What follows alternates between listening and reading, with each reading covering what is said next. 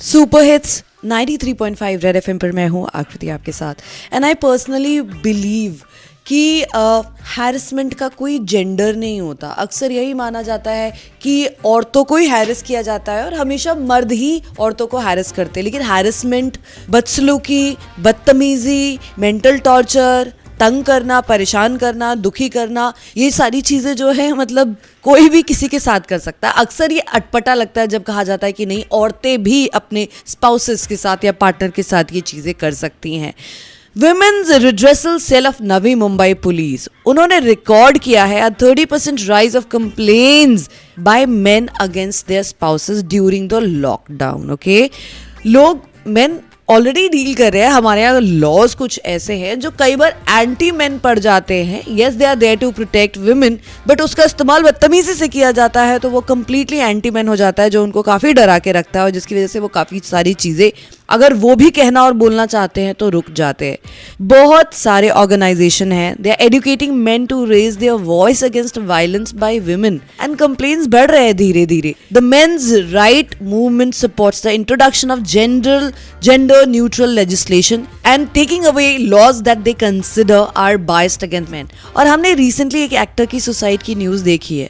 उन्होंने एक पूरा वीडियो बनाया giving out the entire reason, किस तरह से उनकी पत्नी उनके साथ मेंटल हैरेसमेंट कर रही थी। इसलिए आज मेरे साथ है Barkha Trehan, who is an activist जो मेन राइट्स के लिए काम करती हैं। हाय बरखा, कैसे हो आप? आई एम गुड आकृति, आप बताइए। अच्छा बरखा, हमें बताओ लॉकडाउन में आपको किस किस तरह के कंप्लेंट्स आए हैं? मैं आपको बताना चाहूंगी कि अगर आप मुझसे लॉकडाउन के बारे में ही पूछे, इस लॉकडाउन के दौरान ही मेरे पास अनगिनत केसेस आए हैं जहाँ पे मर्दों को मारा पीटा गया है झाड़ू पटका न करने की वजह से, टॉयलेट नहीं साफ करने के लिए, बच्चों को ड्रेसअप करने के लिए मारा पीटा गया, यहाँ तक कि रोटियां गोल नहीं मिल रही हैं। इसके लिए सिर भी फाड़ा गया है मर्दों का, कि सिर फाड़ दिया, इसी बात से लड़ाई झगड़ा। मेरे पास ऐसे भी केसेस है। फरीदाबाद का एक केस था जहाँ लड़का पिट के पूरा लहूलुहान होकर के उससे नहीं सहा जा रहा था, वो रोज पिट रहा था, तो आखिरकार उसने एक दिन हिम्मत कर ही ली और पुलिस स्टेशन चला गया बताने के लिए पुलिस को,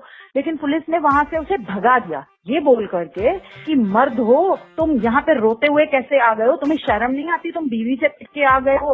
और उसके बाद क्या हुआ कि वो बहुत ही ज्यादा डिप्रेस हो गया। वो इतना ज्यादा डिप्रेस हो गया कि बरखा जी, आप ही ने तो मुझे कहा था कि मैं पुलिस के पास जाऊं, और मैं पुलिस के पास गया तो उन्होंने मेरा मजाक उड़ाया, व्यंग उड़ाया किया मेरे साथ, और पूरा पुलिस स्टेशन में जितने भी लोग खड़े थे सब मेरे पे हंस रहे थे।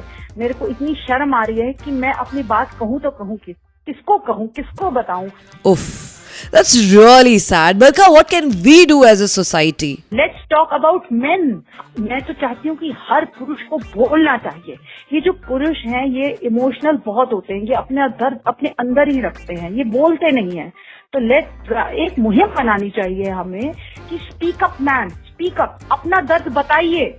आप बताइए तो जब आप शेयर करेंगे तो दूसरों को भी हौसला मिलेगा शेयर करने का।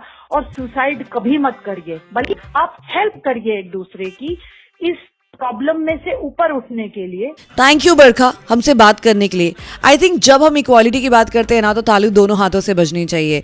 लड़कों, बंदो, you treat your women right, and women please you also need to understand and you also need to know कि जस्ट बिकॉज हमारे देश में बहुत सारे कानून हमें फेवर करते हैं, इसका मतलब ये नहीं कि उनके नाम पे धमकियां दे के हम मेंटल हैरेसमेंट करेंगे, परेशान करेंगे। इस चीज़ को टेकन फॉर ग्रांटेड मत लो कि अगर बंदा सामने से आकर बोलेगा कि उसे परेशान किया जा रहा है तो लोग उस बात को सीरियसली नहीं लेंगे, क्योंकि ऐसा नहीं होगा।